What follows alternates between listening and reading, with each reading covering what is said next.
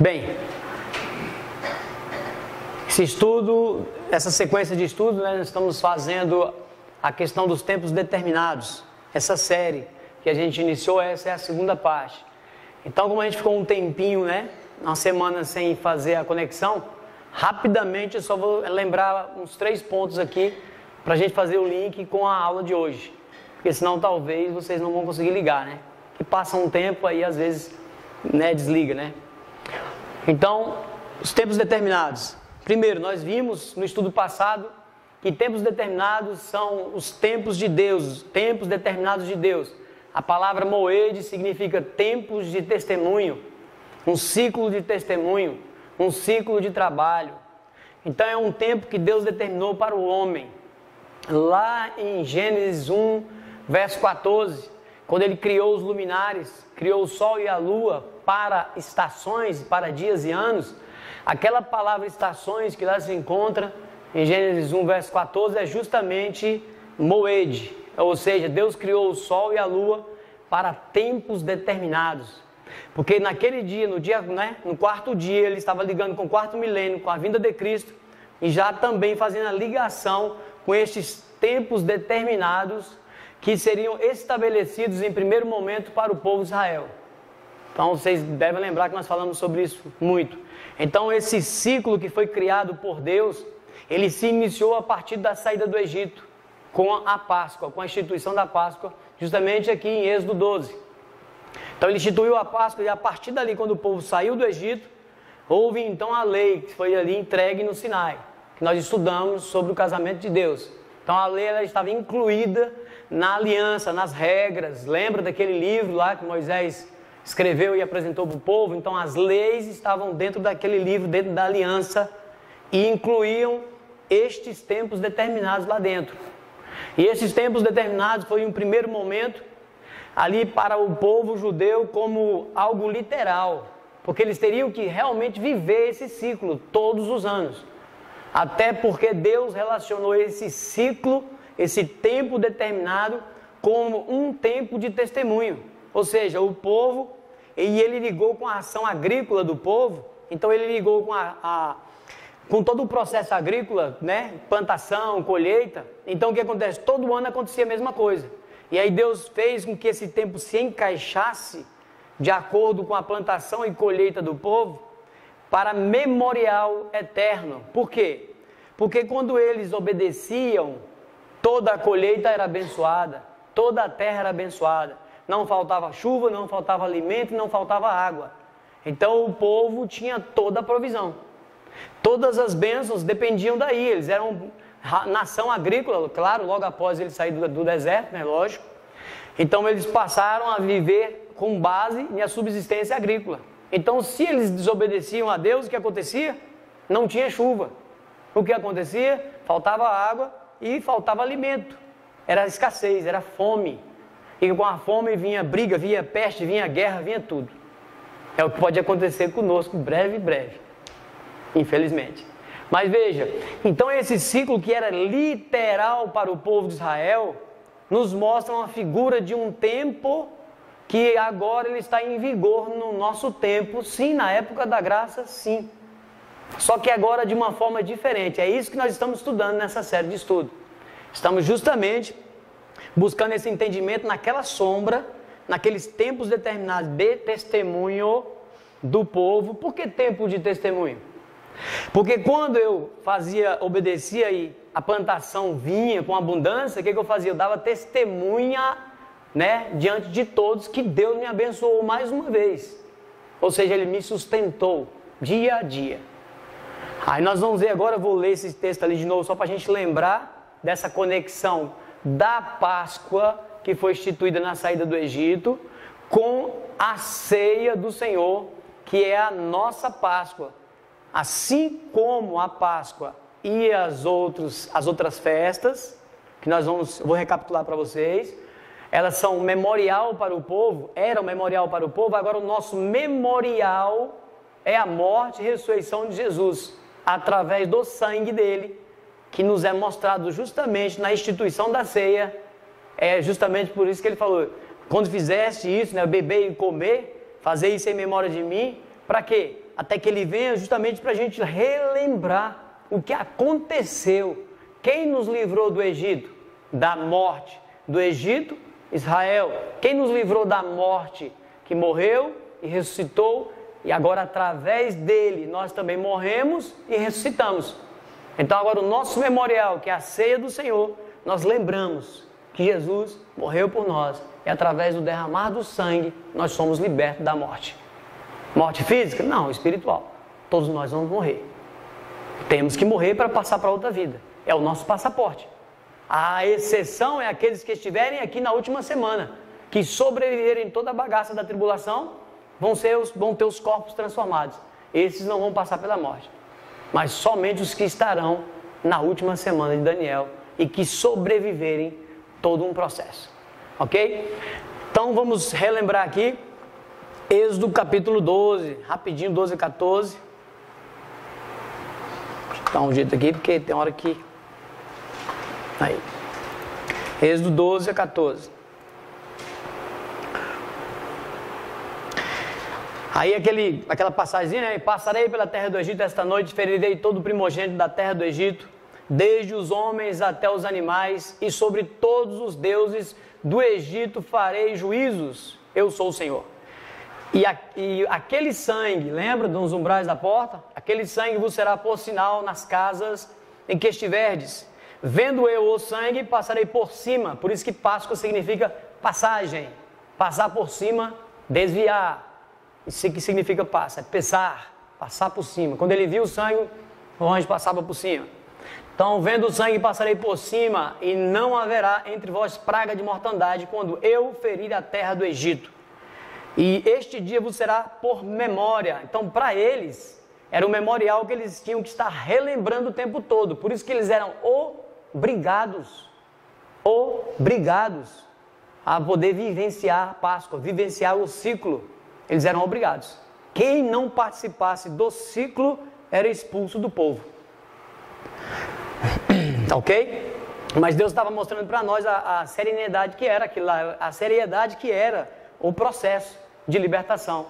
Pois hoje, da mesma forma, hoje através do sangue de Cristo nós somos libertos.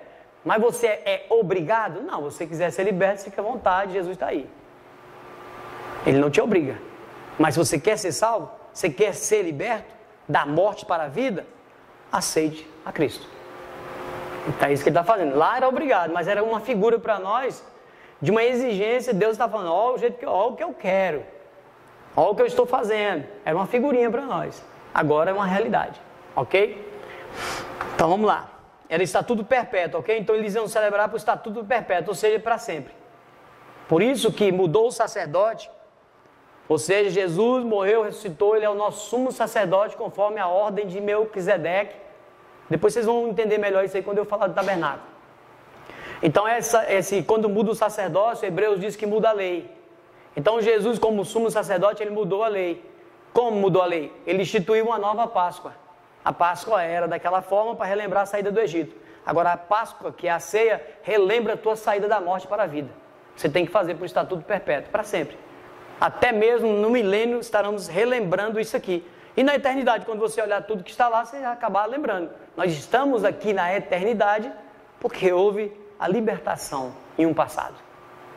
Ok? Alguma dúvida pode falar, ok? Aí isso faz relação justamente com a ceia, que é 1 Coríntios capítulo 11. Lemos isso na aula passada, tá? 1 Coríntios capítulo 11. Eita, hoje está naquele dia aqui do negócio. É porque o computador ele atualizou e ele deve ter colocado a sensibilidade do mouse voltada que estava antes. 1 Coríntios capítulo 11. 1 Coríntios capítulo 11, verso 23. Aí ele fala, né, justamente, porque eu recebi do Senhor, que também vos ensinei, que o Senhor Jesus na noite foi traído, né, tomou o pão, tendo dado graça, partiu, tomai e comer, isto é o meu corpo. Então o pão hoje que se come na ceia é o corpo de Cristo. Ele não se torna o corpo, como o catolicismo, ele fala da constituição, da transformação, né? Na verdade, ele fala assim, esse pão virou o corpo. Né? Para a igreja católica, ele vira o corpo. Ele não vira. Tanto é que Jesus fala, fazer isso em memória de mim, é um símbolo, é um sinal. Então, quando eu faço, é como se aquilo fosse o corpo. Mas ele não se torna o corpo, mas ele é um símbolo do corpo. Isso para agora não tem como eu aprofundar, que isso tem uma diferença muito grande lá na frente. Mas não tem como entrar em detalhes, que eu vou gastar um tempinho para explicar sobre isso. Sobre essas de transformar e não transformar. Por que uns acreditam que vira e outros acreditam que não vira, que não se transforma. Ok? É um sinal, é uma memória. Ok? Deixa isso para um próximo estudo que a gente vai se aprofundar nessa área aí. Vou ver se eu encaixo ele num estudo mais para frente que eu estou pretendendo fazer. Então veja, e semelhantemente também depois de cear tomou o cálice dizendo, este é o cálice do Novo Testamento no meu sangue. Fazer isso todas as vezes que beberdes em memória de mim. Então, nosso memorial, qual é a nossa Páscoa, a nossa festa hoje que nós vivemos, hoje é a Páscoa, é a ceia do Senhor. É o relembrar de como nós fomos libertos. Acho que ficou claro isso aí, né?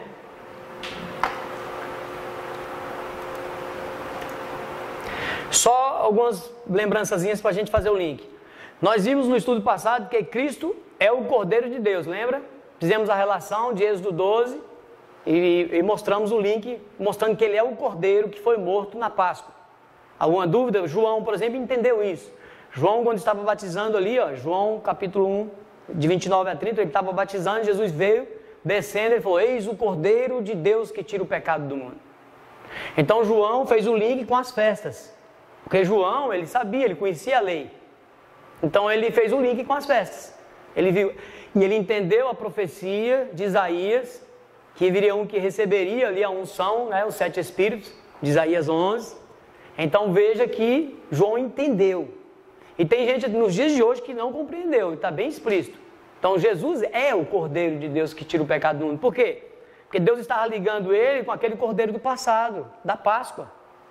Ok? Então não vamos olhar o que é isso aqui que está lá. Cordeiro sem defeito. Pedro também entendeu que Jesus era o Cordeiro sem defeito. Lá em Êxodo 12 estava dizendo que era um Cordeiro sem mácula, sem mancha. Era um Cordeiro sem defeito. Lembra que eles prendiam o Cordeiro no dia 10 e ficava 4 dias analisando o Cordeiro, se ele tinha problema, se ele tinha defeito, se ele não tinha, para ser morto no dia 14? Porque ele não podia ter defeito. Depois que o povo avacalhou mais na frente, né? Começou a entregar os aleijados.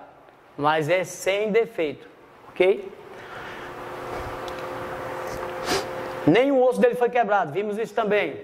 O salmista fala sobre isso, Isaías fala sobre isso.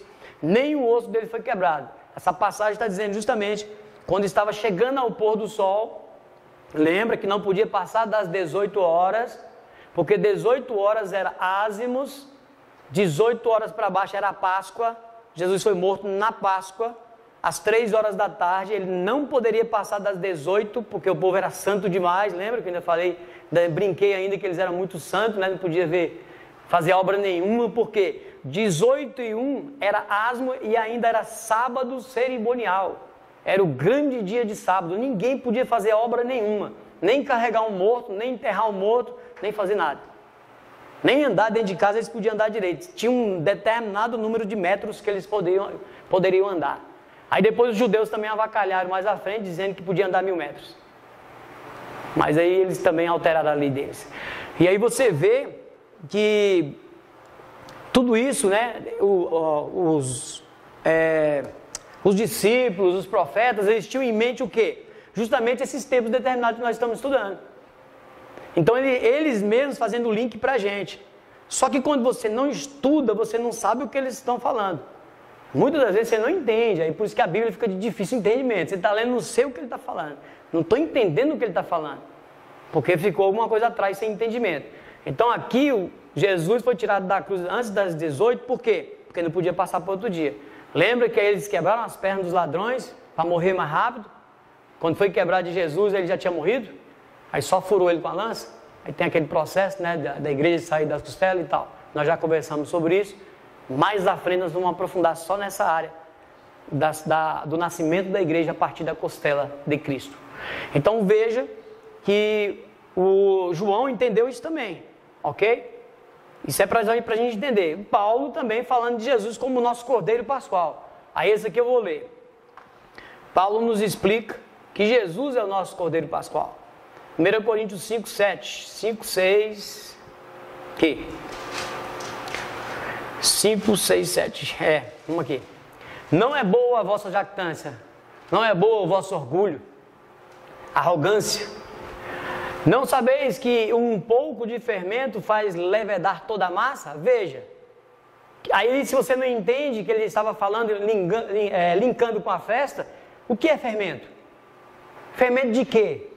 Aí você fala, poxa, aí se você lembrar lá atrás das festas, você vai lembrar que 7 dias depois da Páscoa era pão sem fermento. Aí você, pão sem fermento por quê? Fermento na Bíblia é pecado. Então Jesus morreu e se tornou sem fermento ali, ele já era sem fermento, né? Sem pecado, mas ele se tornou ázimos, pão sem fermento para nós também nos tornarmos ázimos, pão sem fermento. O que é o processo de ficar 7 dias comendo pães ázimos na festa? Significa e representa o processo de santificação na nossa vida. Lá eram 7 dias. Quantos milênios tem na Terra que Deus programou para a Terra? Nós vamos saber no final desse estudo. 7 milênios. Então nós estamos em um processo de 7 milênios sem fermento para poder ser salvo. Lá o povo tinha uma figurinha na semana de 7 dias sem fermento na casa dele, lugar nenhum, não podia comer, não podia ter nem guardado em casa, mostrando o sentido de estar sem pecado para ser salvo. Um processo de santificação. Você vê que está tudo desenhado. Então veja, então Paulo entendeu isso, né? Nós temos que tornar, então não sabeis que um pouco de fermento leveda a massa? Ou seja, não sabeis que um pouco de pecado contamina todo mundo? Quem não já viu uma pessoa que, daquelas doidas mesmo, que tem influência sobre muitas pessoas, ela traz prejuízo. Ela vai contaminar todo mundo. Mas vai, entendeu? Aí Paulo fala, limpai-vos, pois, do fermento velho, do pecado. Pecado. Para que sejais uma nova massa, uma nova criatura, uma nova vida, uma nova massa. Assim como estáis sem fermento, assim como você está sem pecado, porque Cristo, a nossa Páscoa, aí ele faz a ligação com as festas. E nós estamos no Novo Testamento. Por que não devemos estudar as festas, como é dito hoje nas igrejas? Por quê? Nós devemos, para saber interpretar o Novo Testamento. Senão você não consegue interpretar o Novo Testamento. Porque Cristo, nossa Páscoa, foi santificado, separado. A palavra santificado, lembra? Separado por nós. Então ele foi sacrificado, na verdade. Então ele foi sacrificado por nós. Separado, né? Porque também ele foi sacrificado, consequentemente ele foi separado. Para também fazer, nós também temos a separação. Por quê? Pelo que façamos a festa não com fermento velho, não façamos a festa não com pecado. Por quê? Nem com o fermento da maldade, da malícia, as obras da carne, mas com os ázimos da sinceridade e da verdade. Aí você não conhece as festas, o que é ázimos? Se você perguntar para alguma pessoa, o que é ázimos? Aí você tem que saber o que é ázimo. É o pão sem fermento, que foi instituído e ensinado para nós lá na Páscoa. Aí eu sei que, mas como os ázimos da sinceridade e da verdade, nós temos que ser, e não com a malícia, e não com o fermento velho, da maldade, das obras da carne. Então Paulo, 100% ele está falando das festas. Se nós não entendemos isso, nós não vamos entender o Apocalipse. Por isso que ele é de difícil interpretação para muita gente. Mas vocês vão ver que o nome Apocalipse é revelação. Ou seja, está tudo revelado. Ok? Não tem nada escondido no Apocalipse. Vamos lá. Justificado pelo sangue. Nós nos tornamos ficha limpa, né? Eu sempre brinco. Você se tornou ficha limpa. Agora você está livre. Seus pecados todos foram esquecidos, perdoados. Daqui para frente é uma nova vida. Deus não se lembra mais dos seus pecados.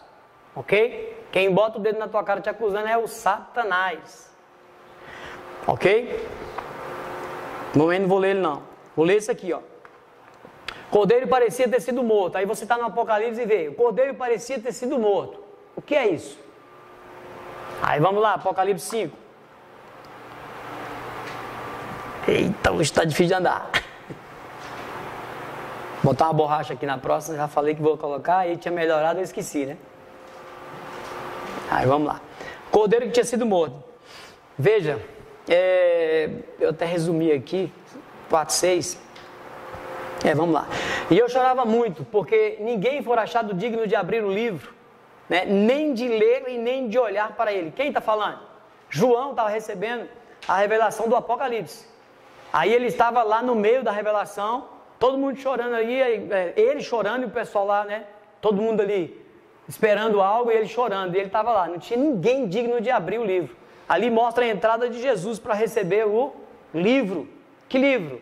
O livro selado, porque agora Jesus, por morrer na cruz, por cumprir o plano de redenção, ele passou a ter direito à herança, à terra. O que ele está recebendo do Pai? A escritura da terra. O livro selado é a escritura da terra. Se você for na lei estudar, na Bíblia, você vai ler que antigamente o pessoal passava o selo, a escritura da terra com o livro e selava. Até porque a terra não podia ser vendida. A terra é de Deus, não podia vender a terra. Quando a pessoa perdia a terra, era temporariamente por 6 anos. 7 anos, no 7º ano, a terra tinha que voltar para o dono original. Te lembra alguma coisa?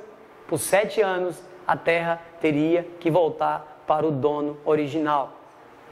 7.000 anos, a terra tem que voltar para o dono original. Por isso que Jesus está recebendo a escritura da terra. E esse livro é selado. Só que tem umas condições para ele receber a escritura da terra, que é justamente o derramar do Apocalipse, para estabelecimento do reino. É lindo. Está tudo escrito. É lindo. Então, vamos lá. Aí João está chorando. Por quê que ele está chorando? Né? E eu chorava muito, porque ninguém for achado digno de abrir o livro, nem de ler, nem de olhar para ele. Ele disse-me, um dos anciões, não chores. Eis que o leão, aí ele começa a fazer as ligações. Lembra da profecia lá em Gênesis 48, Jacó fazendo as profecias ali, entregando ali a bênção para Judá, do cetro do leãozinho que viria com o cetro para reinar sobre o mundo, dele viria a lei. Aí ele está ligando, ó, quem é esse? Aquele que foi prometido lá atrás, o leão. Aí ele liga, eis aqui o leão da tribo de Judá. Aí você lembra da promessa de Gênesis 48 e 49. Aí vamos lá, aí ele fala, a raiz de Davi, aí ele já fala e mostra a descendência, viria um da descendência de Davi, aí para João ligar quem era aquele. João estava tendo uma visão, ele não sabia quem era, o que estava acontecendo. Aí ele vem e fala, né, a raiz de Davi que venceu para abrir o livro e desatar os 7 selos. Aí, e olhei e eis que estava no meio do trono, e dos 4 animais viventes, e entre os anciões, um cordeiro, leão, raiz de Davi, cordeiro. O que ele está falando? Ele está mostrando Cristo ao longo da Bíblia, para você. O Apocalipse é todo assim, ele mostrando quem é Jesus. Todos os ministérios que Jesus exerceu, foram mostrados no Apocalipse. Ok? Então veja, olha que interessante. Um cordeiro como havendo sido morto e tinha 7 pontas. Na Bíblia, pontas são chifres. Chifres são autoridades, são poder. Então ele tinha 7 pontas. Por que 7 pontas? Né? 7 olhos, que são os 7 Espíritos de Deus enviados por toda a terra. Aí você, o que é isso? Aí você quer saber onde estão os 7 olhos? Você vai em Zacarias 4. E leia Zacarias 4. Está lá falando quem é. Nós vamos ler Zacarias 4 na frente, mas para falar dos 2 ungidos. Aí eu não vou lá de novo agora não. Aí está falando justamente os 7 olhos. Está em Zacarias. E os 7 Espíritos de Deus.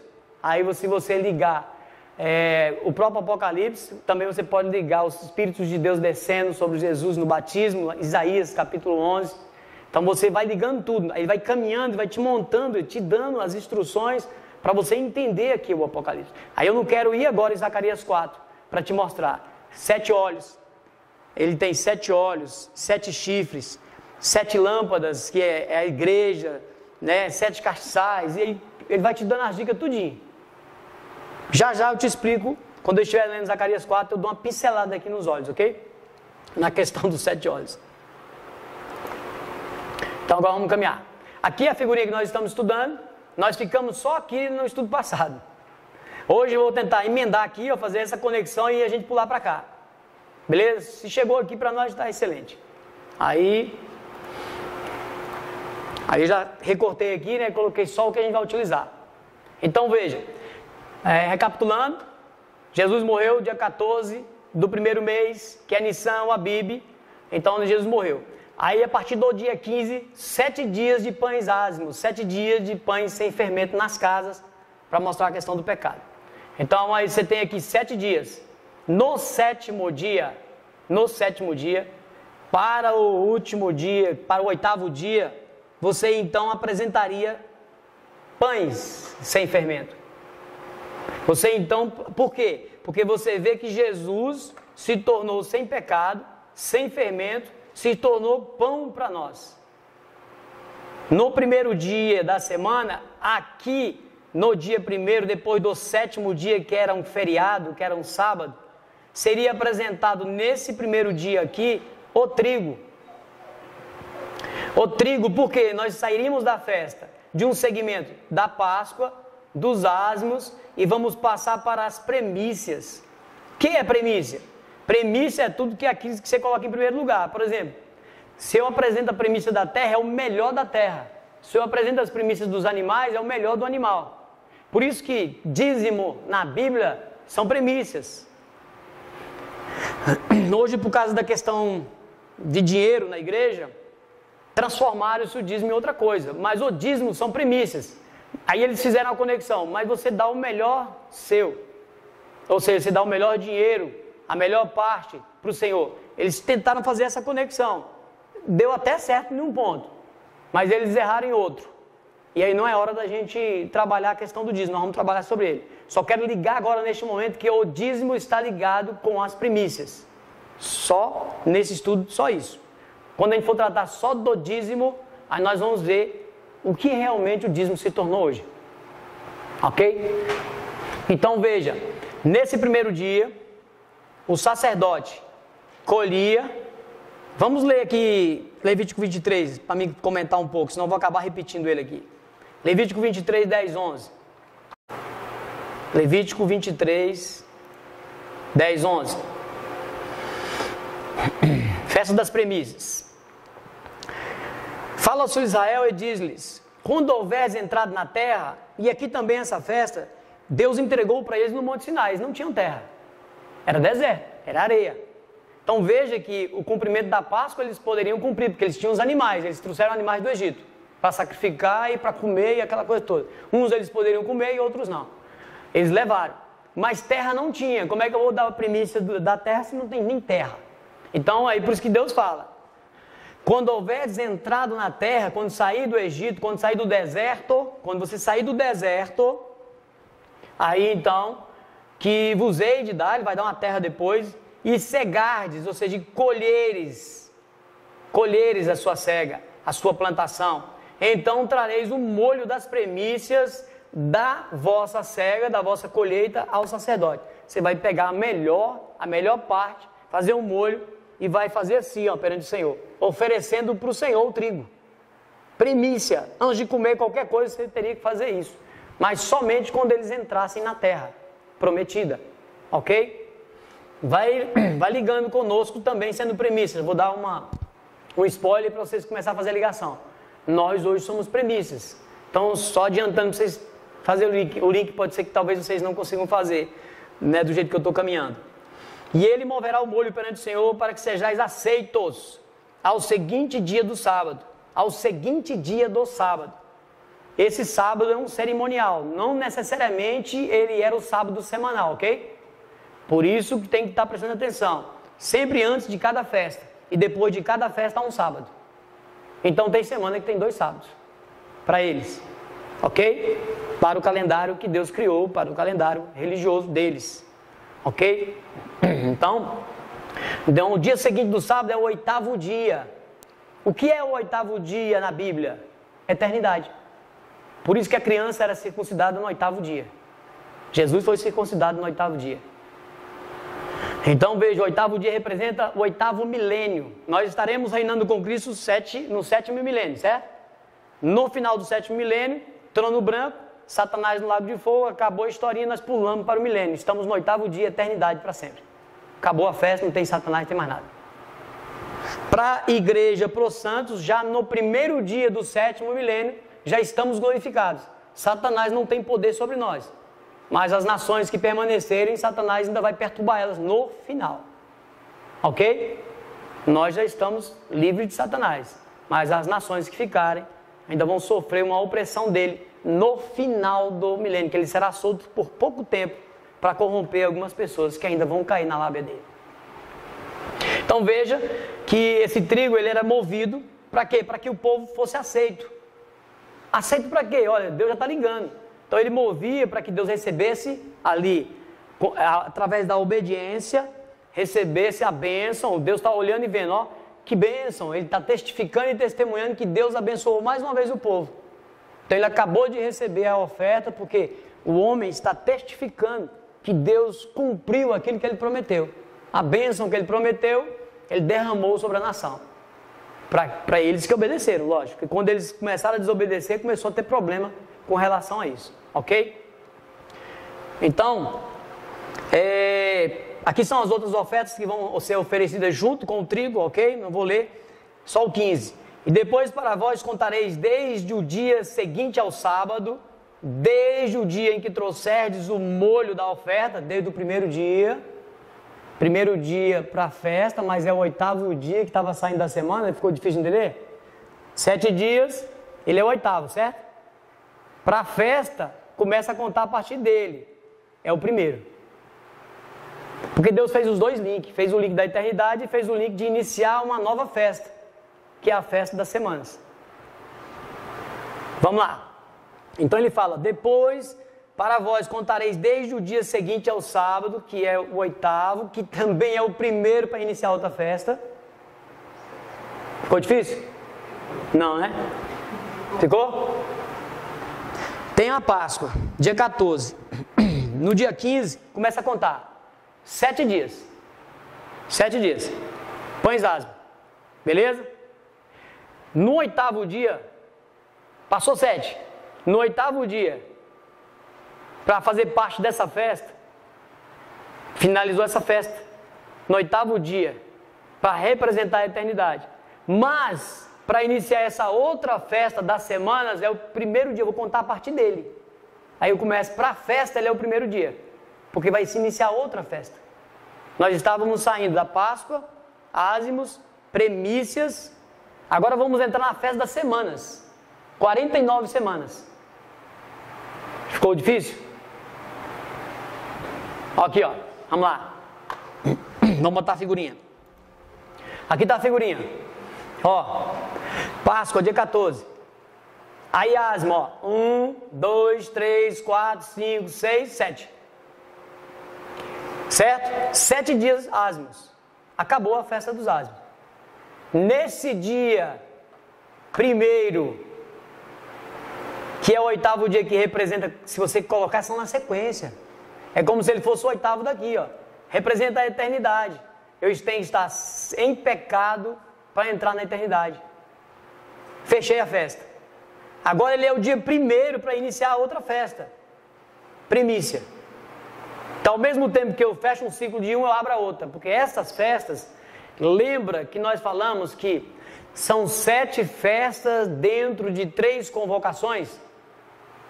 Convocação de número 1, Páscoa, ázimos, primícias. Primeira convocação. Segunda convocação, Pentecoste.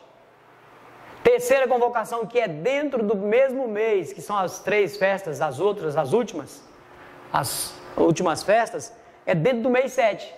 Então ela começa no dia 1º, aí dia 10 tem um evento, e dia 15 tem outro evento. Então aquela é o terceiro encontro. Então eram 3 convocações que o povo era obrigado a comparecer em Jerusalém. Não podia ser em casa, tinha que todo mundo se deslocar para Jerusalém. Lembra? Zacarias 14 vai dizer que as nações no milênio vão ter que se deslocar para Jerusalém. De novo, obedecendo isso aí. Ó. Vai acontecer de novo para as nações que ficarem. O povo era obrigado a ir para Jerusalém. Então não tinha como eles ficar 50 dias parados lá. Então eles diziam, quem podia ir embora, ia embora. depois voltava de novo para a festa do Pentecoste. Aí era o segundo encontro. Aí depois eles iam embora, passava ali 120 dias. Te lembra alguma coisa? 120 dias iniciava as últimas temporadas de festa, que era a temporada de final de ano, que era a temporada da segunda chuva, que era a chuva serôdia. Tá um pouco difícil, mas vamos devagar que vocês vão entender. Ó, veja. Então Deus instituiu esse ciclo. Nós agora estamos saindo do ázimos. Tudo é Cristo. Cristo é o Cordeiro, Cristo é o pão.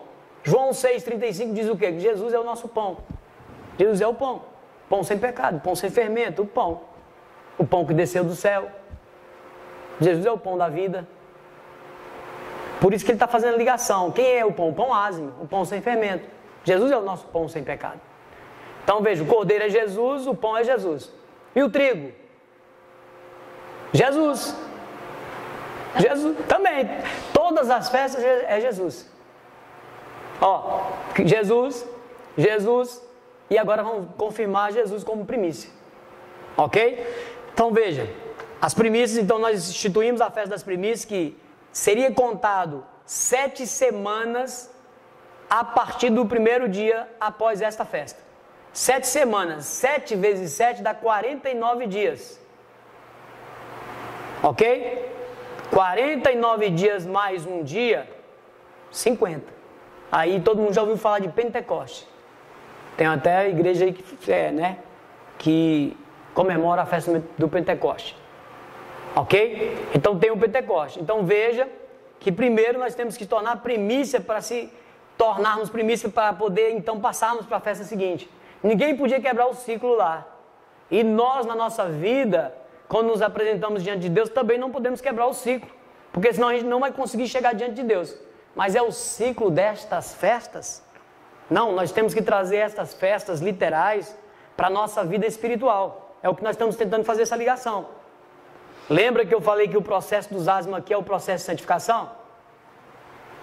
Para eles era o cumprimento de sem comer. Para nós é manter-se sem pecado. O máximo que a gente puder. Todos nós somos pecadores. Pecamos, mas perdão, perdoa, Senhor, e ao tempo todo se reconciliar rapidamente. Não deixar o sol se pôr. Ok? Vamos ali, quer ver? Paulo confirma que Cristo é essa premissa. Paulo confirma que Cristo é esse trigo que está sendo apresentado. Veja, 1 Coríntios capítulo 15. Aí quando você não entendeu as festas ali, você não vai entender o que o Paulo está falando de Cristo. 1 Coríntios 15, 20. Mas agora Cristo ressuscitou dos mortos e foi feito as primícias dos que dormem. O que você entende por isso? Primícias dos que dormem. Foi o primeiro que morreu e ressuscitou e está à destra de Deus. Por isso que ninguém está no céu. Ele é o primeiro que está lá. Os outros estão guardados no paraíso, aguardando para todo mundo chegar junto de frente de Jesus. Mas eles já estão de frente de Abraão, de Isaac, de Jacó, já estão no gozo, já estão em felicidade, já estão guardados, já estão bem. Estão felizes, tá bom. Mas todos, mesmo os que cometeram pecado, ou só os que foram em santidade? Não, só em santidade. Quem morreu sem Cristo está no outro compartimento, que está justamente no tormento já. Você vê isso em Lucas 16. Aí nós vamos falar isso aí, nós vamos estudar sobre essa parte aí, sobre o mundo dos mortos, né? Essa divisão que tem. Tem os que já estão em alegria, em gozo, na boa, tranquilo, né? E os outros que já estão em tormento. Não o tormento como o lago de fogo, mas já estão em tormento. Lembra que Lázaro, lá em Lucas 16, fala: Pai Abraão, peça aí, né? Que Lázaro molha o dedo aí, ó.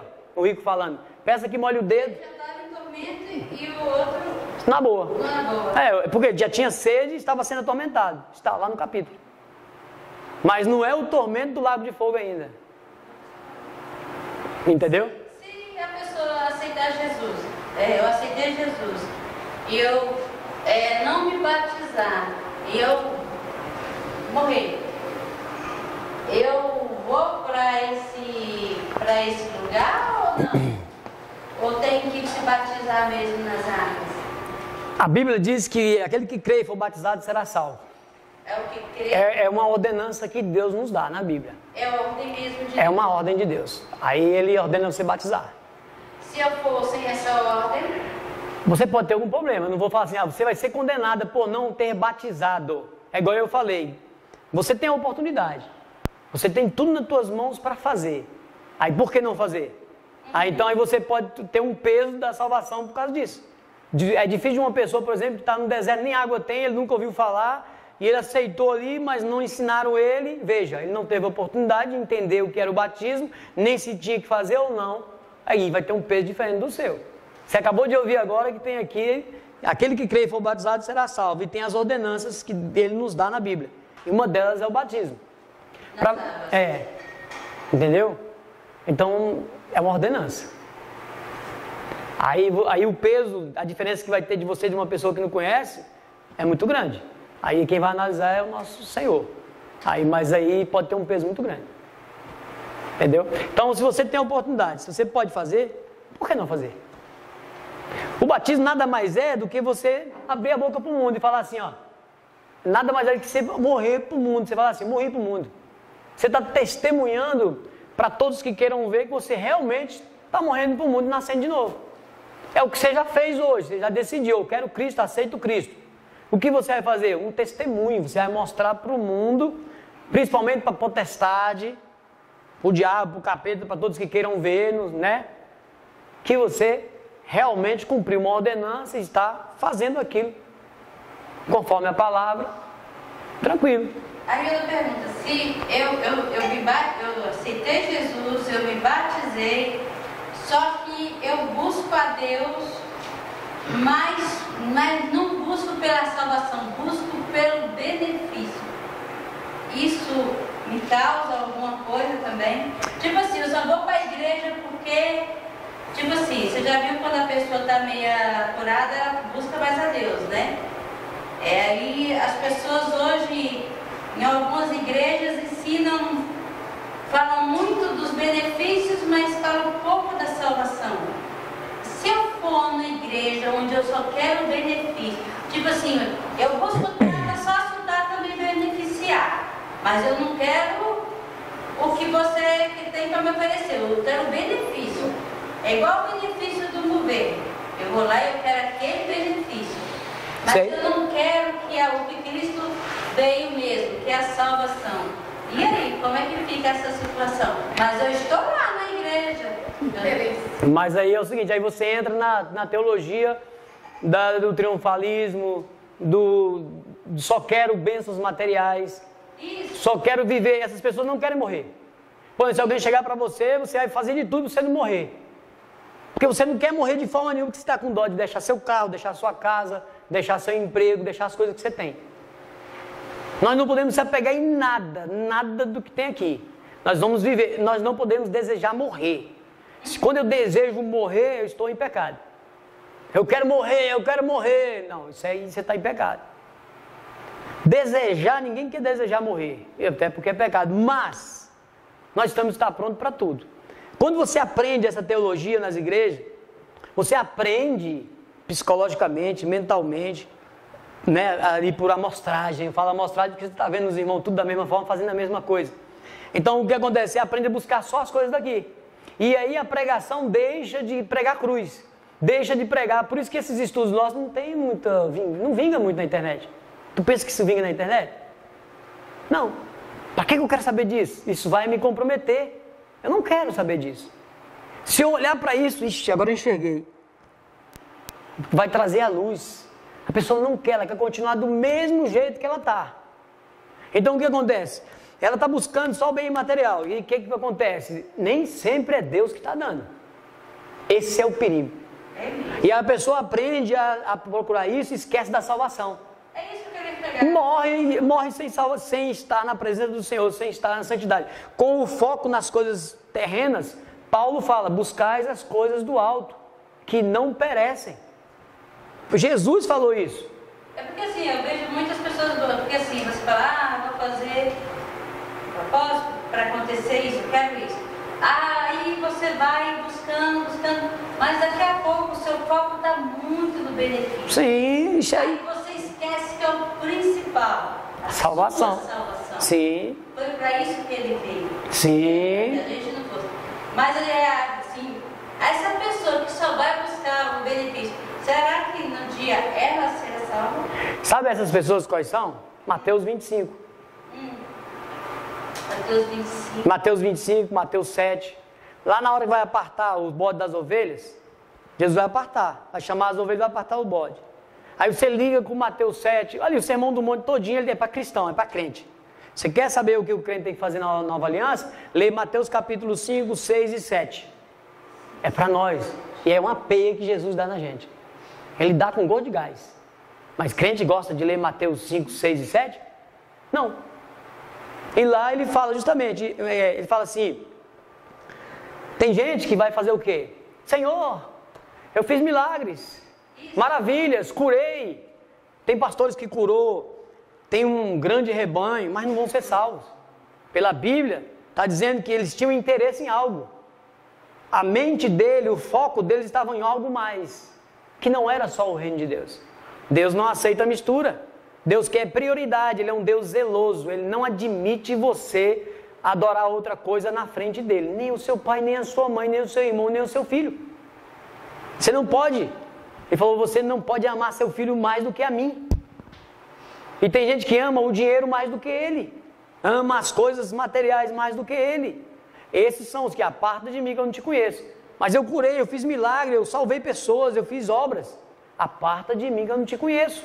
Por que Jesus está fazendo isso? Porque o foco da pessoa, na casca, estava parecendo que era um, mas no coração era outro.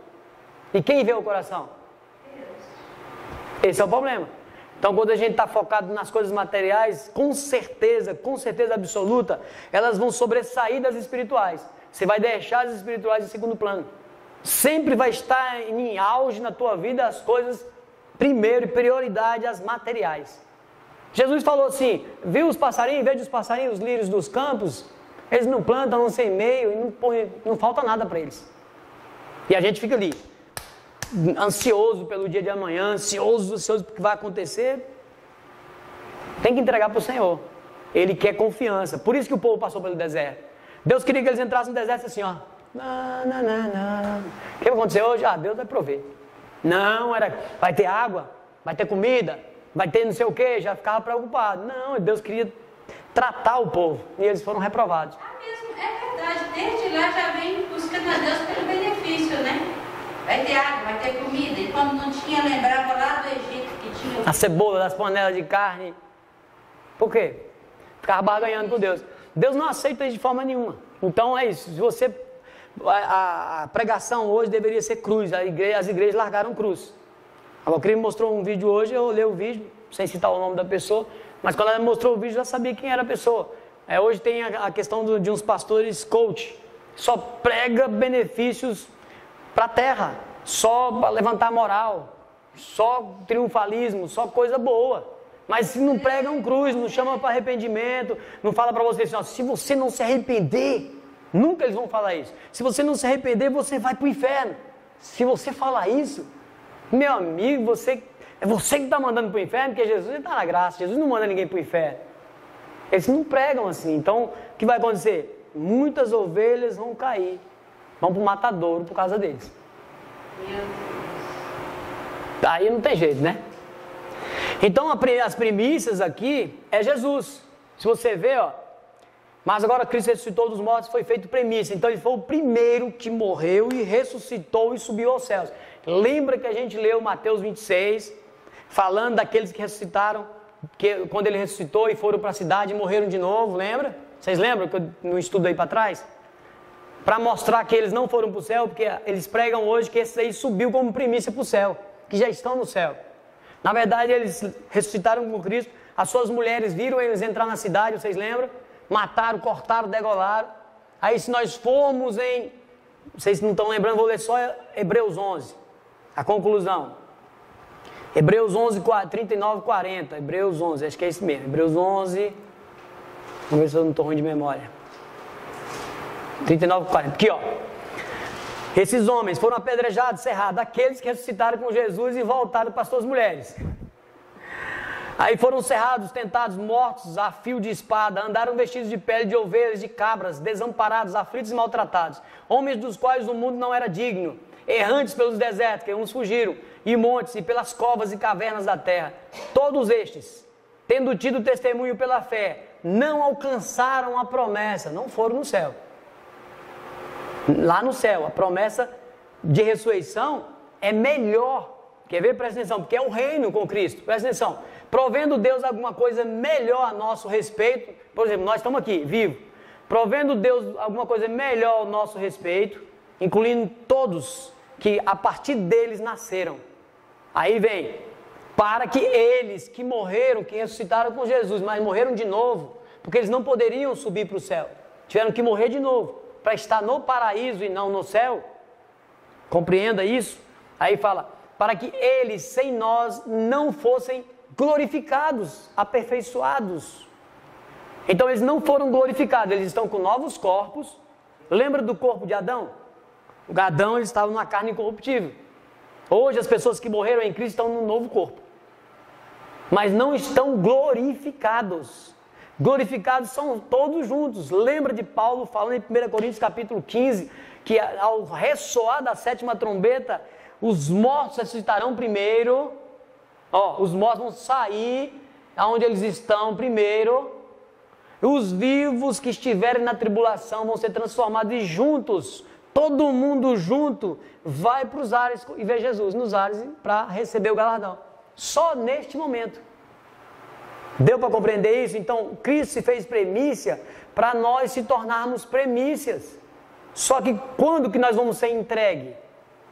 Quando nós reinarmos com Cristo. E ainda tem uma aqui, Jesus vai passar o reino do Pai, 1 Coríntios capítulo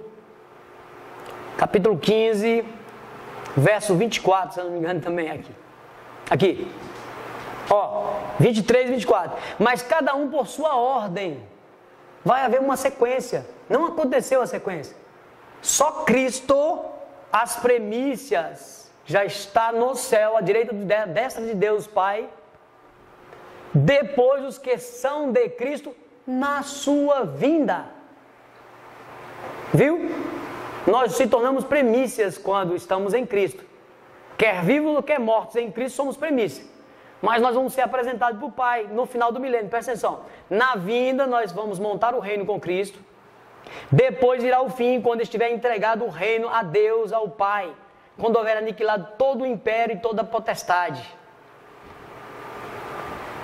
Você está entendendo? Então nós somos hoje primícia em Cristo, porque Ele se fez primícia para nós. Aquele trigo que o sacerdote faz, era primícia da colheita, para a bênção continuar na nação literalmente, dando chuva, tudo certinho, eles obedecendo. Na nossa vida hoje, se nós obedecemos, chuvas de bênção sobre as nossas vidas. Qual é a maior bênção? João fala, 1 João 2, 24, que a maior promessa que nos é feita é a vida eterna. Essa é a maior promessa que nós temos, a vida eterna. Não é um carro melhor, não é uma casa melhor, não é uma vida melhor simplesmente. A maior promessa é a vida eterna, é o que você falou, é aquela que nós temos que focar nela, buscar ela, ok? Então vocês entenderam que a premissa é Cristo? Aí o trigo, por exemplo, aí nós vamos confirmar mostrando que esse trigo apresentado é Jesus. Eu vou até antecipar João 12 na frente de Isaías 53. João 12 fala justamente que Jesus é o nosso trigo. Eu já li esse texto aqui também, tá? Mas eu vou ler mais uma vez, na próxima eu só vou citar ele, vocês vão lembrar. Ok? João 12. É 40 ou é 24? 24. Aí Jesus está falando, só vou ler esse texto aqui, mas o próprio Jesus está confirmando isso. Na verdade vos digo que se o grão de trigo caindo na terra não morrer, fica ele só, mas se morrer dá muito fruto. Ele estava falando dele mesmo, se você ler o capítulo, ele está falando dele. É necessário que Jesus morresse para que frutificasse.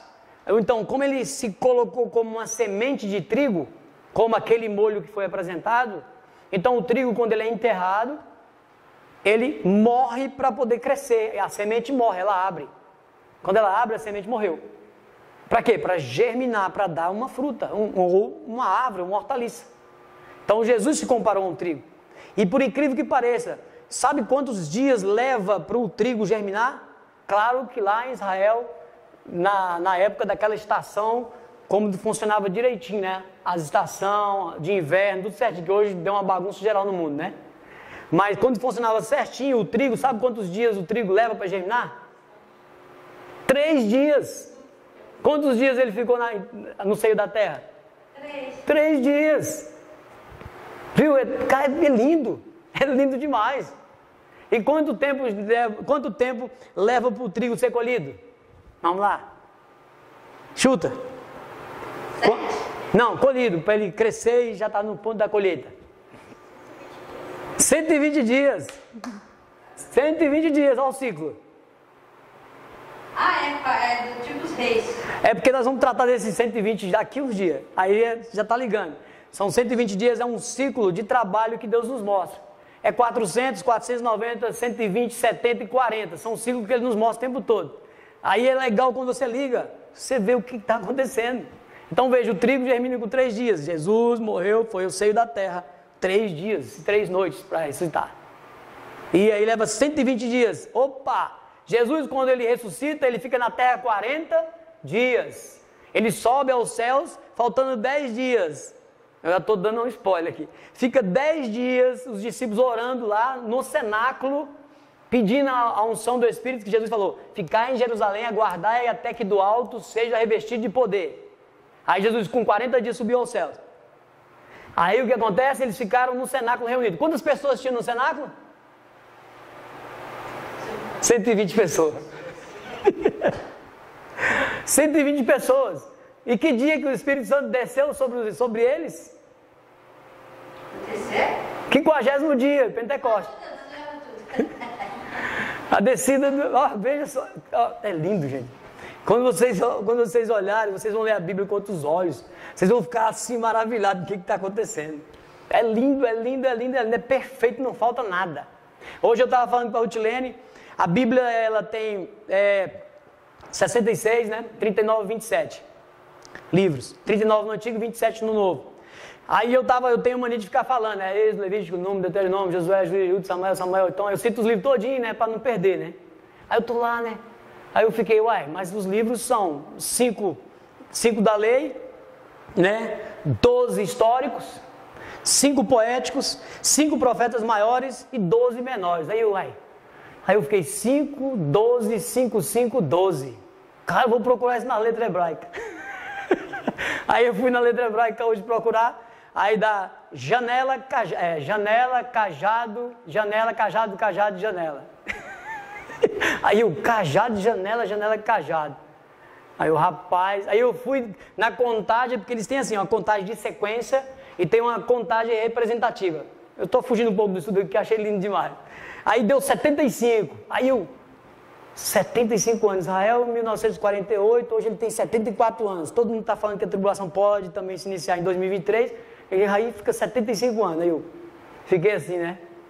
Cara, Deus é perfeito demais. Não estou falando que é. Eu só achei lindo porque se encaixou tudo. Eu só achei lindo porque encaixou tudo, aí eu fiquei assim, né? Então quer dizer, porque Deus falou que a geração, ela passaria de 70 anos. Depois disso era canseiro e enfado. Então se você iniciasse uma tribulação com 75 anos ali, você ia parar com 82 anos. E aí se você for na Bíblia, é profético também. Pode falar. Eu vou iniciar outra live e vou... Tá. Vou colocar já cada um de Tá, joia, pode ficar tranquilo. Então veja que é perfeito, gente.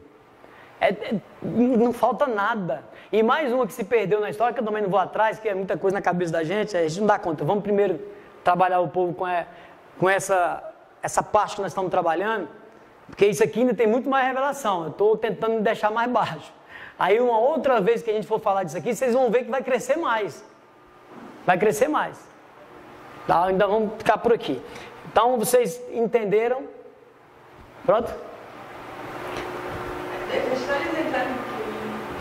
Então vamos começando aqui. Vocês entenderam então que o trigo é Jesus, né?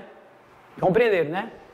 Aí agora ela perguntou se for batizado na igreja católica. Se for batizado lá? O problema de batizar lá, sabe o que é? É por aspersão. Né? Porque lá eles batizam por aspersão, né? Com... Joga água. Pois é a aspersão. A jarrinha é na criança, né? Que joga na cabeça. Então, aí o que acontece? O batismo bíblico, ele fala que é por imersão, por quê? ele nos dá várias dicas aqui. A gente pode trabalhar isso aí, né? Porque a gente estava falando da questão do batismo da Isabelle.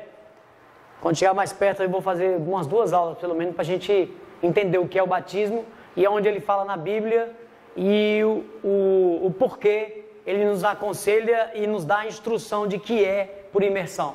Porque quando você cobre todo o corpo, é como se você estivesse nascendo de novo. Quando você está na gestação, na barriga da mãe, o que acontece? Como você está?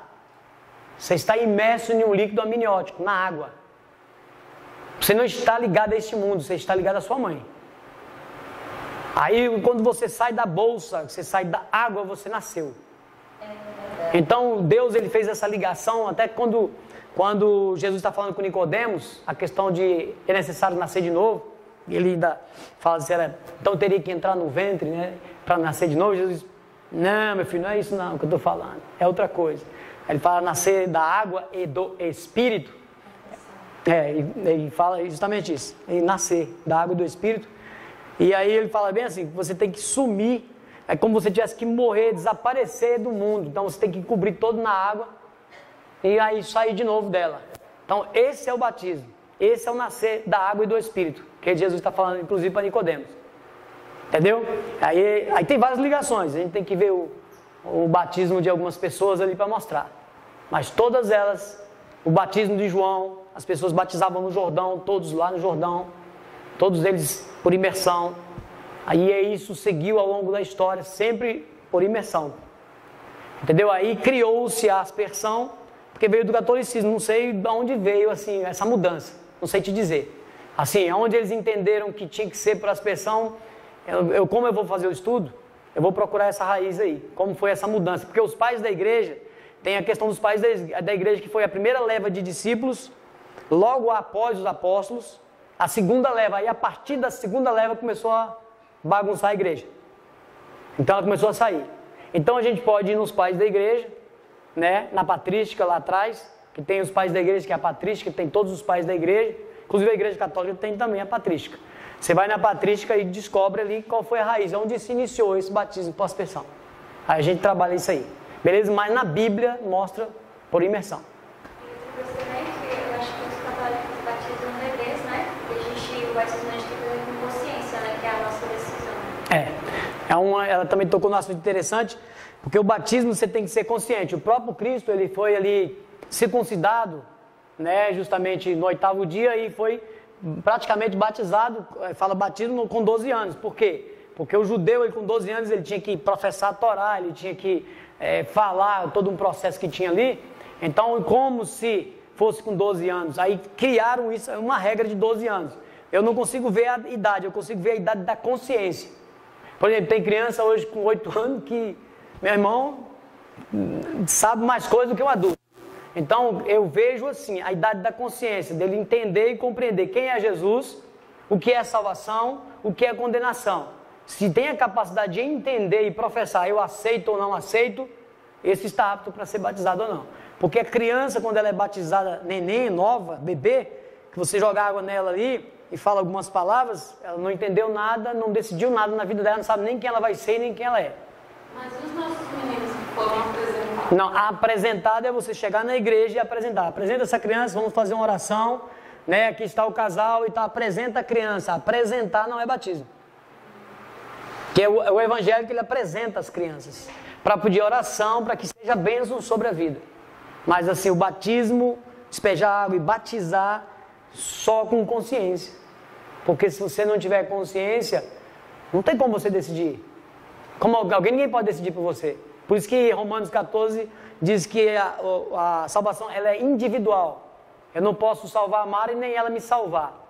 Eu posso orar e ajudar ela de várias formas, mas eu não posso salvá-la. Entendeu? Então, como é que eu vou salvar a vida da criança? Porque se eu batizar ela, quem vai dizer se ela vai aceitar ou não quando ela dizer, me batizaram porque quiseram, eu não quero. Eu vou tomar outro rumo. Então, é como se fosse insignificante o batismo. Entendeu? Mas a gente pode melhorar isso aí um pouco nesse estudo. A gente deixa para chegar mais perto, faz uns 2 estudos. Aí você tira suas dúvidas nessa questão. Ok? Viu aí para a Belinha? Aí se ela não entendeu essa questão, a gente conversa com ela para a gente trabalhar nesse estudo. Ok? Porque é necessário, pela palavra é necessário. Ok? Então Jesus é o nosso trigo, nós nos tornamos trigo. Veja só. Então agora você vai entender o que Isaías está falando. Nós vamos correr um pouquinho aqui agora. Isaías 53. Isaías... Nossa, mouse fica aí. Isaías 53. O capítulo todinho é uma bênção, mas vamos lá. Só aqui, ó. Desprezado e mais indigno entre os homens. Isso aqui está falando quando ele estava no processo de morte. Ok? Mais indigno entre os homens, homem de dores, experimentado nos trabalhos, e como um de quem os homens escondiam o seu rosto. Era desprezado e não fizemos caso dele, caso algum, né? Verdadeiramente ele tomou sobre si as nossas enfermidades e as nossas dores levou sobre si. E nós o reputamos por aflito, ferido de Deus e oprimido. Mas ele foi ferido pelas nossas transgressões e moído. Ele foi moído. Algum osso de Jesus foi quebrado? Não. Então o moído aqui, o que Isaías está fazendo? Através do Espírito, Isaías está querendo fazer a ligação já com o trigo que foi apresentado pelo sacerdote, que Isaías aqui já está no tempo da lei e tem um sacerdócio. Então ele está fazendo a ligação de Jesus no futuro que viria 700 anos depois. 700 anos depois. Então ele já está fazendo a ligação de Jesus com ser moído. Que ele que vai levar as nossas dores e transgressões sobre ele. Lembra do eclipse das trevas que houve sobre a terra de meio-dia às 3 da tarde? Lembra que eu falei que ali Deus virou as costas para Jesus, porque ele olhava para Jesus e via só pecado da humanidade sobre ele? Por isso que houve trevas na terra. Então Isaías, neste momento, ele está ligando que esse trigo, esse Jesus, esse que levou sobre si, esse que levou as transgressões sobre ele, foi moído por nós. Para mostrar que ele era o trigo que vai ser moído nessa festa que nós vamos estudar agora. As primícias. Porque o trigo, para virar pão, ele tem que ser triturado. Virar farinha.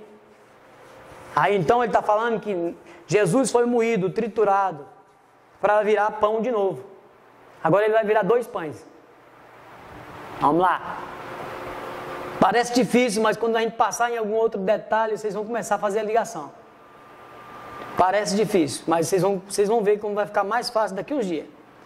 Aí para isso, para moer, veja, no primeiro dia ele apresentou. Esse trigo apresentado, ele vai ser moído nesses 49 dias. O povo vai colher e vai trabalhar o trigo. Para fazer o quê? Para fazer a farinha, para fazer massa. Para fazer bolo, para fazer pão. Aí nesse dia ele vai apresentar os pães com essa massa da primícia. Vai ser apresentado no dia do Pentecoste. Só que vamos ver uma questão. Aí Paulo fala, sejamos a nova massa. Nós lemos lá, ó, Paulo falando que Cristo é o nosso Cordeiro Pascual. Sejamos massa limpa, né? Sem o fermento da maldade, sem o velho fermento. Lembra que nós lemos agorinha? Beleza? E 2 Coríntios 5:21. 2 Coríntios 5:21.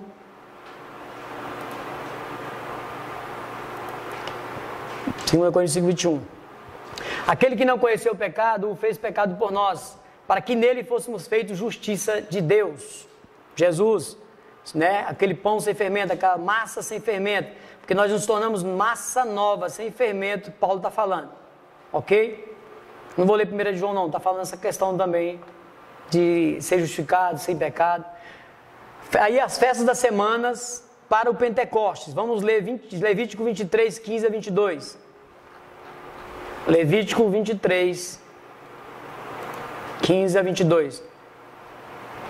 Nós lemos o 15 aqui agora, eu só vou ler ele de novo para a gente ligar a essa festa da semana. Depois para vós contareis desde o dia seguinte ao sábado, desde o dia em que trouxerdes o molho da oferta movida, primeiro dia, 7 semanas inteiras. Então vai dar 49. Até o dia seguinte ao 7º sábado, ou seja, o sábado da última semana, contareis 50 dias, aí um dia a mais 50. Então oferecereis nova oferta de manjares ao Senhor. Das vossas habitações trarei 2 pães de movimento, de 2 dízimos de farinha serão levedados e se cozerão. Primícias são ao Senhor. 2 pães agora são apresentados nessa festa, no final. das semanas para o início do Pentecoste. Veja, na lei, o sacerdote ele oferecia 12 pães. Ficava 12 pães na mesa da proposição. 12 pães, 6 de um lado e 6 de outro, representando as 12 tribos. Então era um pão para cada tribo que o sacerdote na lei fazia. Mas, na nova aliança, sendo instituída, apontado na lei, Deus já deu a dica que esses 2 pães virariam quem? Nós vamos ver agora. Não eram 12 tribos no passado, 12 pães? Agora está virando 2 pães. Vai recapitulando o que nós estudamos aí, uns 2 estudos para trás, que vocês vão ver. E os 2 pães agora, eles eram untados. Untados significa ungidos de azeite. Estamos terminando, tá? Só tem a outra imagem, acaba. Na verdade tem uns textos, mas eu vou passar ele rápido. Os 2 pães eram untados, ungidos. Azeite significa unção. O que significa o óleo na Bíblia? O azeite? O Espírito Santo. Então é como se esses 2 pães apresentados como primícias, como os primeiros, agora eles são ungidos, derramado óleo sobre eles, estão recebendo uma cobertura de óleo para serem apresentados para Deus. Te relembra alguma coisa agora? Vamos lá. Na figurinha, trigo triturou, virou massa, virou pão. Ele agora é apresentado untado para Deus. O que é o dia do Pentecoste?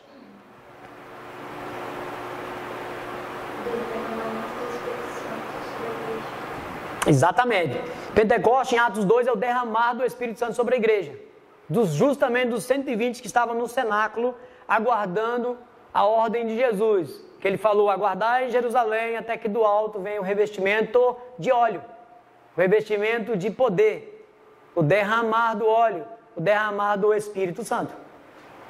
Nós não vamos ler Atos todos, vamos ler só um pedacinho dele. Então veja, e esses 2 pães então se tornam 2 ungidos, 2 testemunhas, 2 casas de Israel. Agora você sabe quem eles são. Quem é os pães que estão sendo apresentados agora diante de Deus? 2 ungidos. Quem são os 2 ungidos? 2 casas de Israel, 2 testemunhas, a igreja na unção de Moisés e Elias no final. São várias histórias que vão se ligar e nós precisamos dessa informação, inclusive no Apocalipse. Guarde isso. Quando você vê 2 ungidos, 2 testemunhas, 2 casas de Israel, você começa a ligar que somos nós hoje. Lembra? Judá, reino do sul, Israel, reino do norte, que agora é o Efraim espiritual, onde nós entramos adotados. Lembra do estudo? Então agora, as 2 casas, judeus e gentios, juntos formando um corpo. Oséias capítulo 1, verso 10 e 11, diz que nós, juntos, judeus e gentios, formaremos um corpo onde Cristo é a cabeça. Então veja, você tem dúvida se eles são 2 ungidos? Zacarias 4.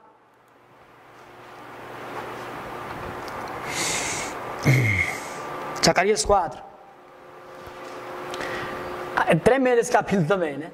Ele fala, eis um castiçal todo de ouro e um vaso de azeite no cimo, ou em cima, com suas 7 lâmpadas. E cada lâmpada posta no cimo tinha 7 canudos. E por cima dele 2 oliveiras.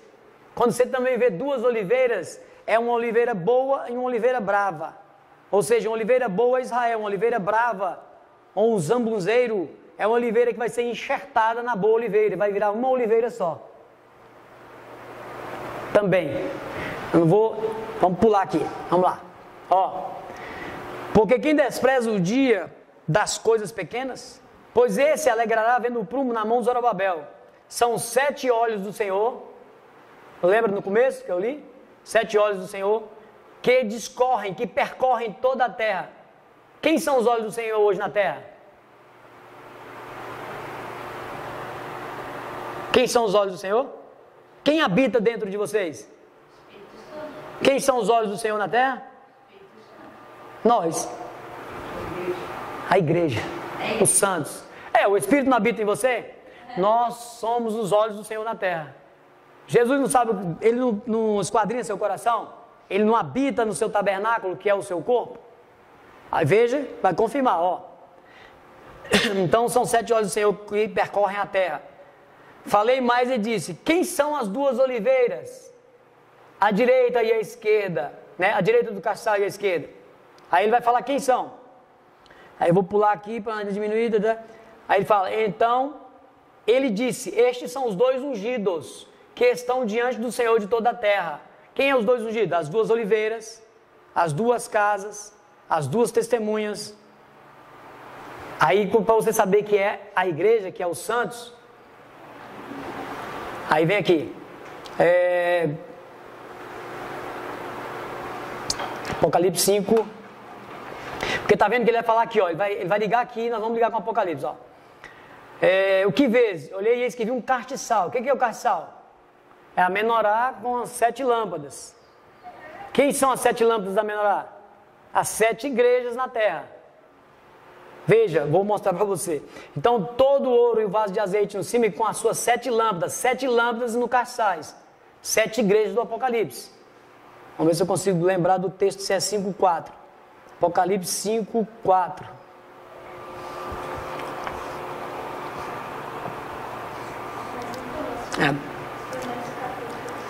Aqui também tem, debaixo da terra, digno de achar do livro, um cordeiro com 7 olhos e 7 Espíritos de Deus. Aqui também está juntando 7 Espíritos de Deus, um cordeiro.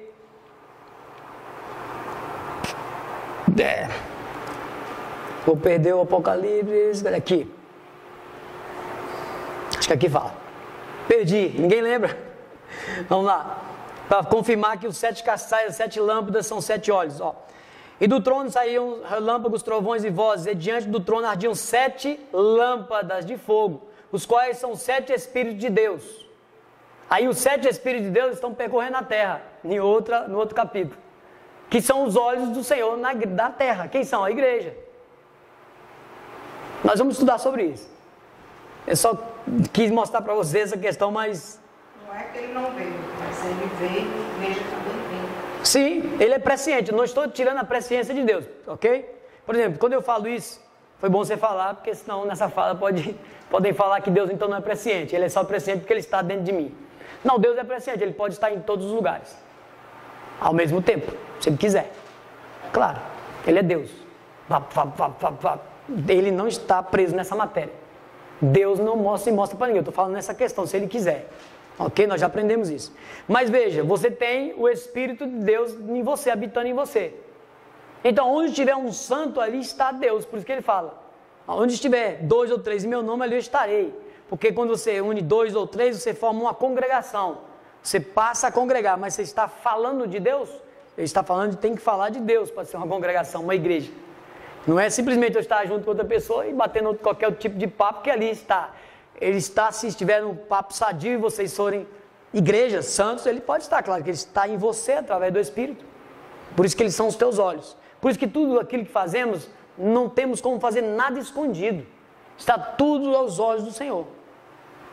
É como se eu estivesse fazendo aqui, ele está dentro de mim e falar assim, como você está fazendo isso? Por isso que a gente sente Deus falando, não faça isso. Está errado. Ele está dentro da gente. Está errado, não faça isso. Mas se eu insistir, ele vai deixar eu fazer, claro. É o livre-arbítrio. É o livre-arbítrio. Não dá tempo de eu procurar mais um detalhe aqui, mas vamos lá. Então, o primeiro Pentecostes, após a morte de Jesus, o pessoal aguardou o revestimento. Então, não vou ler Atos 2. Lembra? O Espírito Santo desceu sobre eles. E vocês lembram que desceu como línguas repartidas na cabeça deles? Lembra? Aquelas línguas lá era como se eles acabaram de receber o azeite e eles acabaram de acenderem, acabaram de virar lâmpadas. Claro que é uma figura, ok? Eles acabaram de ficar acesos. A cabeça dele é como se tivesse fogo. Porque agora eles viraram lâmpadas cheias de azeite. Que eles acabaram de receber o revestimento do alto. Por isso que eles começaram a falar em línguas. As línguas que desceram primeiro eram língua de fogo. Eram labaredas de fogo. Mas se o copista tivesse colocado labaredas, ficaria melhor. Porque isso traz uma certa confusão para as pessoas. Língua de fogo com línguas espirituais. Isso traz uma confusão. Mas nós vamos ter um estudo só para falar de línguas, ok? Então eu quero ler Joel 2, porque Joel 2 é o que estava acontecendo em Atos, uma parte era o cumprimento de Joel 2. Ok?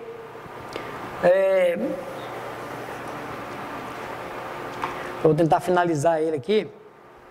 Eu vou tentar fazer o seguinte, ó, para não ficar grande, que eu queria falar das chuvas. E as chuvas é interessante porque ela vai nos encaixar nos dias de hoje. Aí agora que eu vou pegar e encaixar aonde nós estamos na figura. E se eu correr para falar das chuvas agora, eu vou atrapalhar um pouquinho. O que eu vou fazer? Eu só vou ler Joel 2 para fazer a conexão com Atos 2. E vou mostrar que vai haver uma chuva. Pronto, vou parar nessa chuva. Quando eu voltar com outro estudo, eu entro nas chuvas e prossigo para a próxima festa, que é as trombetas. Beleza? Porque eu preciso tratar melhor essa questão das chuvas aqui. Tá bom? Então Atos 2, eu não ia ler, então já que vamos parar aqui, eu só quero ler 2 versículos. 2 versículos de Atos 2. Só aqui, ó. Foram vistas por eles línguas repartidas como que de fogo, as quais pousaram sobre cada um deles, sobre a cabeça deles. Viraram lamparinas, viraram lâmpadas. E todos foram cheios do Espírito Santo, porque acabou de derramar o azeite. Lembra do azeite que foi derramado em cima do pão, o pão virá untado? Eles agora estavam acabando de ser pão das premissas, feitos da premissa que é Cristo, se tornando revestido com azeite. Eles estavam sendo pão untados, eles estavam acabando de ser untados. Ok? Aí eu estou falando da labareda de fogo, porque eles e nós, quando estamos sendo usados pelo Espírito Santo, é como se nós estivéssemos acesos, sendo as lâmpadas do Apocalipse acesas nos dias de hoje. Sendo os olhos do Senhor acesos, por isso que ele fala, para a gente ser luz do mundo. Quando você está na unção, você está seguindo certinho, você está clareando. Onde você entra, as trevas, ó o diabo, ó o diabo fica perturbado, ele quer ir embora. Por que ele quer ir embora? Porque ele está vendo você ligado, ó. Você está clareando, você é aceso. É essa figura que ele está usando aqui, ok? Então, veja, Pedro, quando o pessoal falou, né, que o pessoal estava bêbado, aí Pedro apela e fala assim, o pessoal viu que eles estavam falando em língua e perguntou, né, poxa, esses pessoal aí, 1h10 da manhã, está todo mundo embriagado. Aí Pedro sai e fala, né, pondo em pé, com os 11 levantou a voz e diz, varões judeus e todos os que habitam em Jerusalém, sejais isso notório e escutai as minhas palavras. Esses homens não estão embriagados como vos pensais, sendo esta a 3ª hora do dia. 3ª hora do dia, 9 horas da manhã. Ok? Aí ele fala, mas isto é o que foi predito pelo profeta Joel. Aí ele vai repetir a profecia de Joel que nós vamos ler agora. Vamos lá em Joel 2. Pedro viu e entendeu que era o cumprimento, só que não foi o cumprimento total. Só foi o cumprimento de uma pequena parte. Vamos lá, Joel. Joel, cadê você? Joel 2. Tremendo também o capítulo, ok? Cheio de coisas. Nós vamos ler ele muitas vezes quando estiver falando do Apocalipse. Só quero ler aqui, ó. Para descer a chuva. E vós, filhos de Sião, regozijai-vos, alegrai-vos no Senhor, vosso Deus, porque Ele vos dará um ensinador. Jesus, porque Jesus aqui ainda não tinha vindo, vos dará um ensinador de justiça e fará descer a chuva, a temporânea serôdia no 1º mês. Ele vai fazer descer as 2 chuvas no mesmo tempo. Jesus vai fazer descer as chuvas juntas no mesmo tempo. Mas como assim? Se uma chuva é no começo do ano e uma chuva é no final do ano? Ele está falando de chuva espiritual, que nós vamos receber na última semana de Daniel, porção dobrada de chuva. Mas quem vai ser a chuva? Nós vamos falar na outra aula. Unção de Moisés e Elias. Vamos repetir. Aí veja, olha o que Pedro está falando lá. E há de ser que depois derramarei o meu espírito. Joel está profetizando o que está acontecendo em Atos 2. Depois derramarei o meu espírito sobre toda a carne, e vossos filhos e vossas filhas profetizarão, e vossos velhos terão sonhos, e vossos jovens terão visões. E também sobre os servos e sobre as servas, naqueles dias derramarei o meu espírito. Aí até aqui cumpriu em Atos 2. A partir do 30 vai se cumprir em nós. Só que Pedro, ele entendeu a parte que cabia para ele. Tanto é que ele não citou a outra parte. Vamos lá. Aí mostrarei prodígio no céu. Lá teve prodígio no céu? Só o vento veemente que invadiu o local. Na terra, sangue, fogo e coluna de fumaça. Não teve nada disso lá fora, com o povo. O sol se converterá em trevas. Não teve. Vai ter nos nossos dias. A lua em sangue antes que venha o grande e terrível dia do Senhor. Vou parar aqui. Depois no outro a gente complementa. Então veja que uma parte da profecia de Joel se cumpriu em Atos 2. Está faltando uma chuva para cair para nós. A segunda chuva. Só caiu a chuva temporã, lá em Atos 2. Está faltando a chuva serôdia que vai cair na plantação de Deus nos nossos dias, plantação espiritual, que é na última semana de Daniel. Aí nós vamos aprofundar na chuva na próxima aula. Ok? Então eu vou parar aqui, que aí nós vamos ver a necessidade da chuva, que são bênçãos, que são tiradas e não são tiradas e tal. Eu vou dar um spoilerzinho aqui, ó, só para vocês verem como é que é, mas nós vamos trazer essa imagem de novo. Você está vendo a menorá, o castiçal que eu acabei de falar? As festas também estão aqui dentro. Se você ver, ó, Páscoa, Ázimos, Primícias e Pentecoste. Nós estudamos Páscoa, Ázimos, Primícias e Pentecoste. Você está vendo que está dividido aqui no meio? Na internet tem essa figura, eu só fiz uma mudançazinha aqui. Uma besteirinha aqui, porque eu não o entendimento do rapaz aqui estava um pouco diferente, mas só aqui no meio. Que ele entendia que foi cumprida 4 festas. E ficou 3 para cumprir depois. Mas aí nós vamos ver pela chuva, se só caiu uma chuva. Por isso que não cumpriu a segunda chuva e com Joel. A outra chuva é que vai ser em nós. E nós vamos ver que nós vamos estar num período aqui, ó, bem aqui, nós vamos estar por aqui, ó. Então veja que a primeira chuva caiu aqui. Então nós temos 3 festas, 3 tempos determinados e meios cumpridos. Que te lembra? 3 tempos e meios cumpridos. 3 anos e meio que vai ser. Ou seja, a última semana de Daniel tem 7 anos. 3 anos e meio é o tempo que as testemunhas vão profetizar. 2 testemunhas vão profetizar durante 3 anos e meio. Depois dos 3 anos e meio, aí então o anticristo vai ter poder sobre a igreja e sobre os santos para pegar ela. Beleza? Fica aí, na próxima aula a gente entra em mais detalhes. Então cumpriu 3,5, falta cumprir 3,5. Jesus vai vir cumprir essas 3,5 que estão faltando. Por isso que ele cumpriu isso aqui, ó. Só que ele não cumpriu isso aqui. Está faltando trombeta, expiação e tabernáculo. Essa segunda chuva vai cumprir em nós. Aí Jesus vem e cumpre trombeta, expiação e tabernáculo. Ok? Então, só foi para aguçar, mas nós vamos repetir isso aqui, tá? Não fica afobado pensando que não entendeu essa questão não, que isso aqui é muito legal. Isso aqui vai refletir muita coisa para a gente. Em vários estudos nós vamos tratar sobre essa menorá, sobre esse candelabro. Como eu falei, aqui está os livros da Bíblia estão aqui dentro. As 7 igrejas estão aqui dentro. Os 7 Espíritos de Deus estão aqui dentro. As 7 lâmpadas. O nosso sumo sacerdote fazendo a manutenção das lâmpadas. São vários estudos que a gente consegue trabalhar aqui. Ok? Então vamos deixar assim. Beleza? Alguma dúvida nesse ponto, nessa questão? Com relação, pelo menos a Páscoa, a Ázimo, Primícias e a questão do Pentecoste? Eu nem tratei a questão, nem relacionei as festas com a questão literal, mostrando algo mais nos dias de hoje, porque ia crescer um pouco. Mas eu vi que não ia atrapalhar nesse momento. Mas quando a gente for caminhando, falando da menorá, eu vou fazer vocês ficar lembrando desse detalhe aqui atrás. É por isso que é bom a gente ir crescendo na revelação. Porque se eu pegar para falar tudo dela, a gente não consegue pegar, não. Precisa de muitos dias para pegar só nela, né? Então ninguém quer fazer pergunta? Acho que dúvida eu sei que tem, né? Às vezes não querem perguntar nesse momento. Mas dúvida, gente, se vocês tiverem um tempinho, assista, vê de novo o vídeo, dá uma olhadinha.